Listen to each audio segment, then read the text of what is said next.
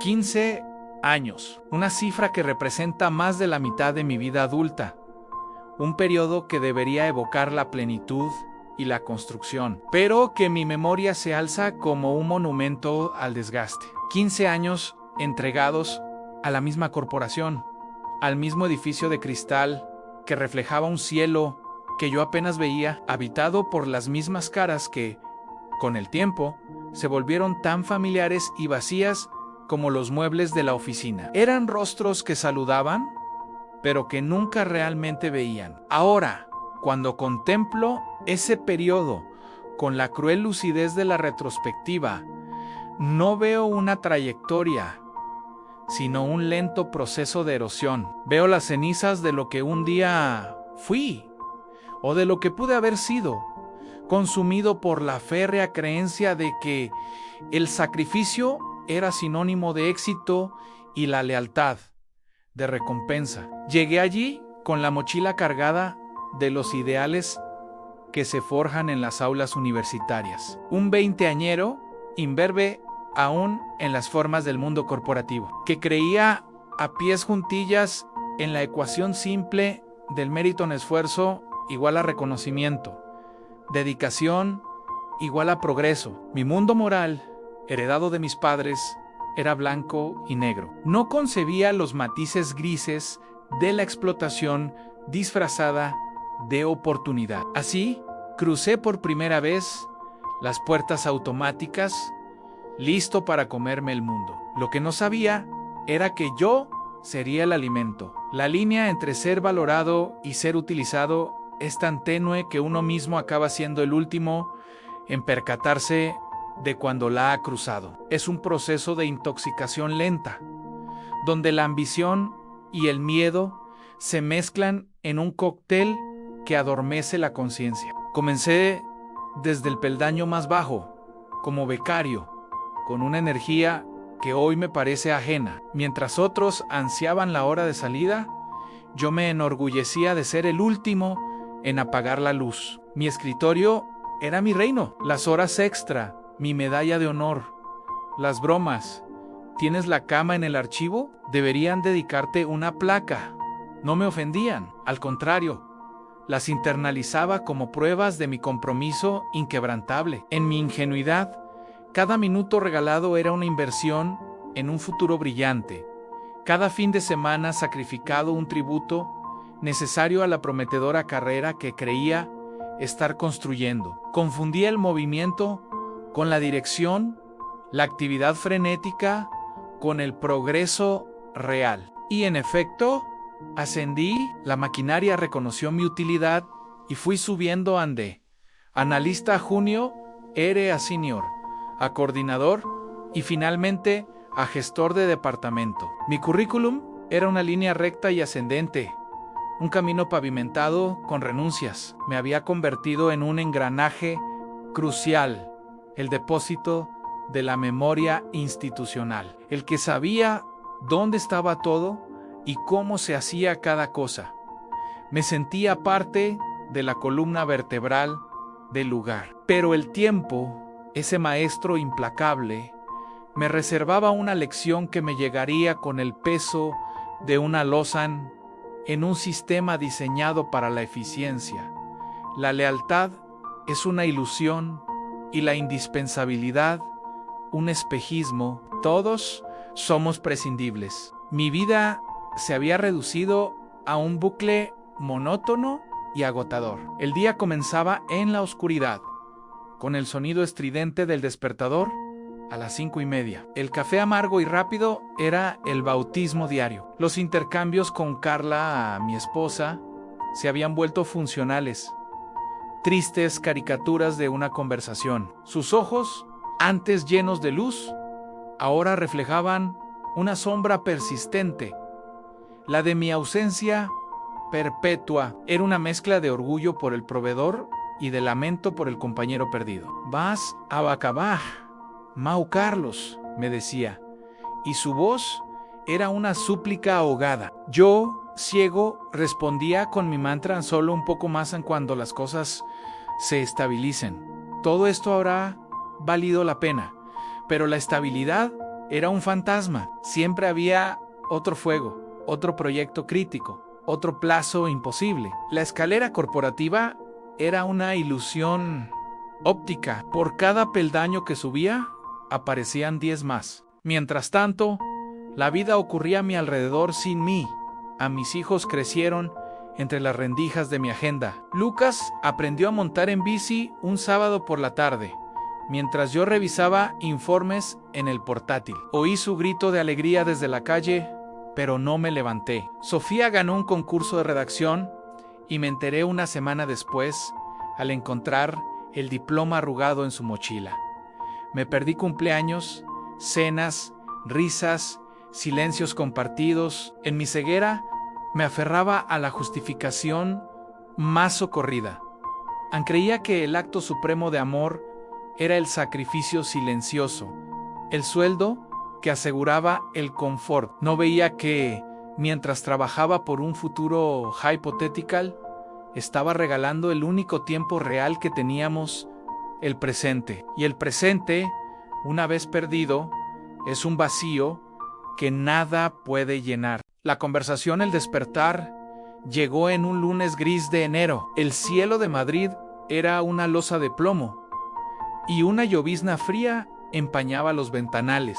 El ambiente en la oficina era tan pesado como el aire exterior. La asistente de dirección me citó con Enrique. Su tono, pretendidamente neutro, delataba un dejo de lástima. Enrique era la encarnación de la corporación en un humor de gestos calculados y palabras escasas. Sus ojos, de un azul pálido, parecían evaluar el cost-beneficio de cada respiración. Para él, las personas éramos activos que se depreciaban. Al ser convocado, mi mente, intoxicada de optimismo tóxico, tejía escenarios favorables. Acababa de salvar un contrato crucial, un trabajo que me había consumido 3 noches seguidas. Por fin, pensé, llegó el reconocimiento. Creí que era el punto de inflexión donde el sacrificio cobraría sentido. Llamé a la puerta de su despacho. Una voz seca me conminó a pasar. No me invitó a sentarme, pero lo hice. Mi corazón latía con fuerza. Mis palmas sudaban ligeramente. Tras una pausa deliberada, él alzó la vista. Tenemos que hablar sobre su desempeño. Comenzó sin preámbulos. Respiré hondo. Abrí mi carpeta. Tengo aquí los últimos números del equipo y me interrumpió con un gesto brusco. No se trata de números, se trata de su actitud. A la palabra actitud resonó como un latigazo. He observado que cuestiona decisiones de la junta y parece fatigado. Su productividad ha caído un 7%. Me quedé sin palabras.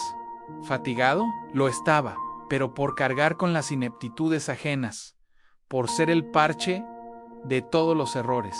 Solo he intentado ser transparente. La presión sobre el equipo es muy alta. De nuevo, la interrupción.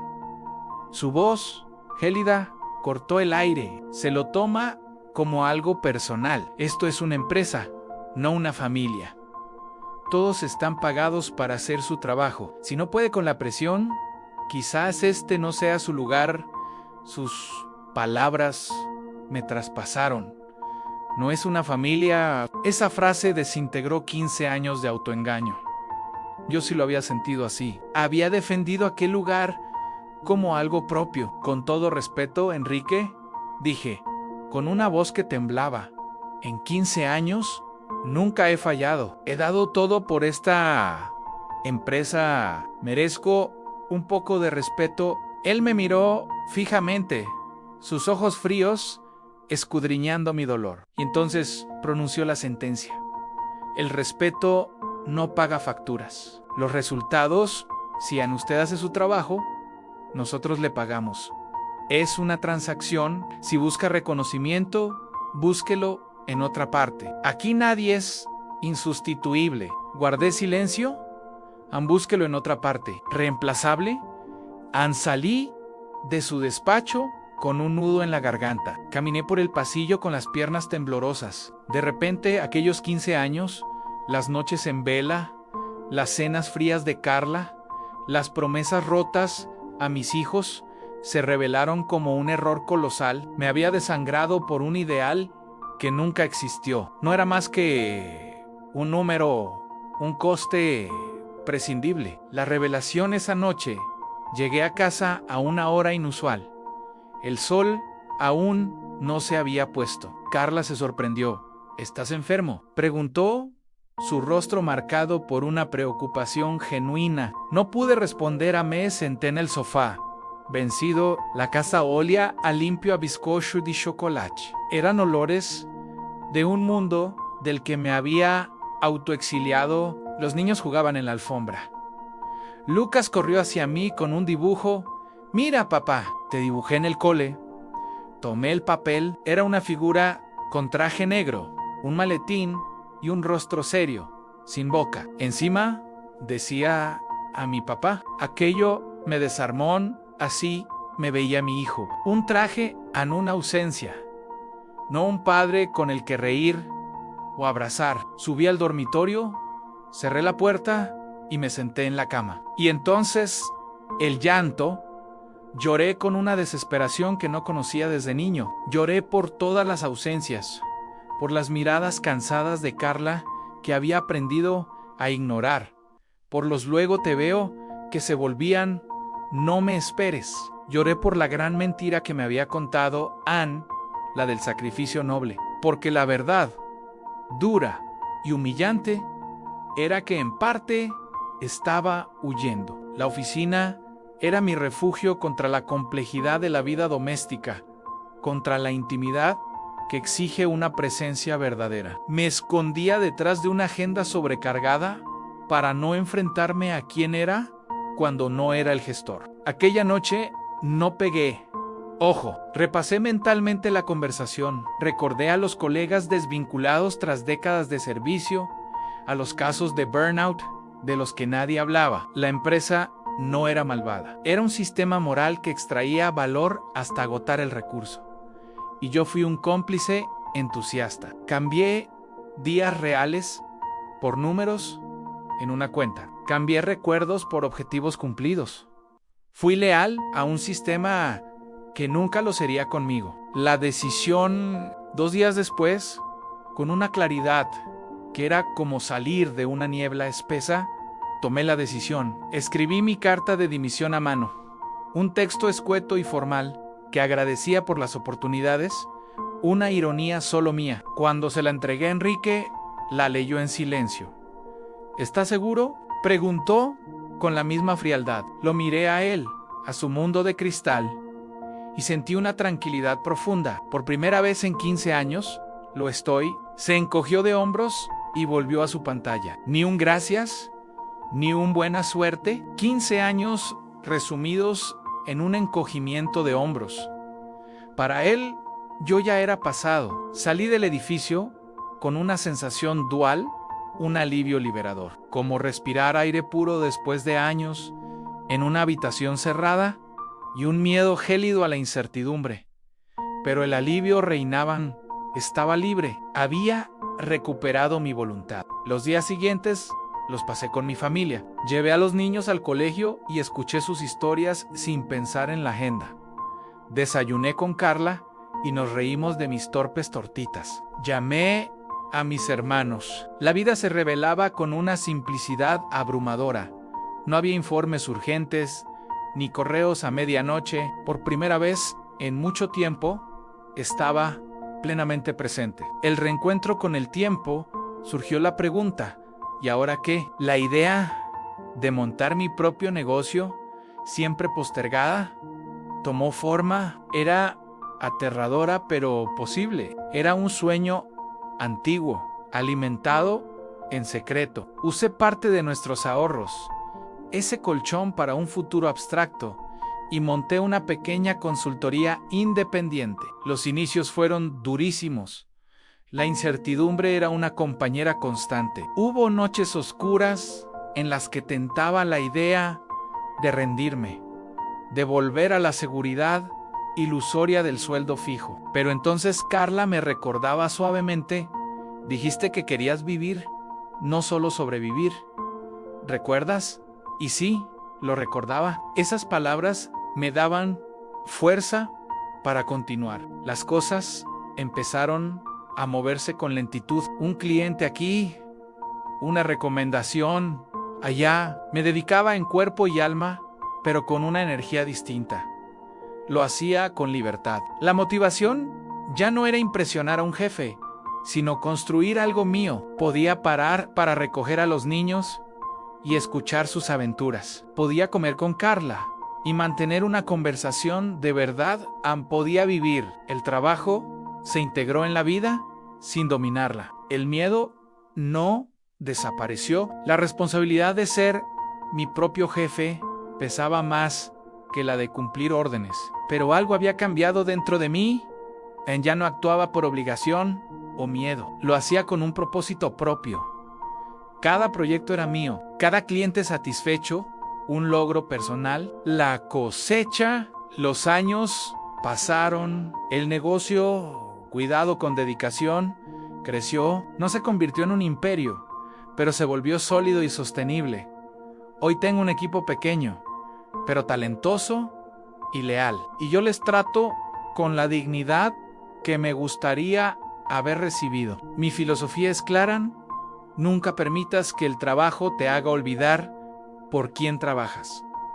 Es mi brújula. Mis hijos son ahora adolescentes y esta vez estoy aquí para verlo. Estoy presente para sus risas, sus problemas, sus conversaciones incómodas. Asisto a sus fiestas, a sus reuniones, a los almuerzos dominicales que se alargan hasta la tarde. Estoy tejiendo una memoria familiar de la que ya no estoy ausente. Carla ha recuperado la sonrisa. Aquella tensión permanente se ha esfumado, reemplazada por una paz tranquila y una complicidad que casi perdemos. De vez en cuando recuerdo a Enrique y la empresa. El recuerdo ya no duele. Siento sorprendentemente gratitud porque fue en esa conversación fría donde desperté. Él fue el mensajero involuntario de mi liberación. Comprendí que la culpa no era solo del sistema. Yo fui quien acepté el trato. Yo confundí el valor con el precio. Yo fui el cómplice de mi propia ausencia. Asumir esa responsabilidad fue lo que me devolvió el poder sobre mi vida. Hoy tengo una definición de éxito muy distinta. No es un cargo, ni un estatus, ni un coche. El éxito es poder sentarte a la mesa con las personas que amas, mirar a tu alrededor y saber con una certeza visceral que estás exactamente donde debes estar, que no hay otro lugar más importante que ese instante de conexión. Y eso es lo que me da una felicidad serena y callada, una felicidad que no necesita de focos ni reconocimientos. La empresa se quedó en el pasado, junto con la versión de mí que buscaba la validación en un título o un aumento, la que confundía el ajetreo con el progreso. Ahora, el único reconocimiento que anhelo es el que veo en el espejo cada mañana, poder mirar a mi reflejo sin evitar mis ojos, y, sobre todo, el que veo en los ojos de mi familia, en el abrazo de Lucas, en la sonrisa de Sofía, en el rose de la mano de Carla que dice: estamos juntos, porque después de todo, tuve que pagar el precio más alto, 15 años de mi tiempo, para aprender la lección más dura y hermosa. Una verdad simple, pero que necesité perder una parte de mi vida para comprender en toda su profundidad. Nada, absolutamente nada, vale más que el tiempo de estar, de vivir, de amar. El tiempo, ese recurso no renovable, una vez perdido, se esfuma para siempre. Y su precio, el precio del tiempo perdido, solo se llega a conocer cuando ya es demasiado tarde para recuperarlo. Obrigado por chegar até aqui. Se gostou, considere se inscrever no canal.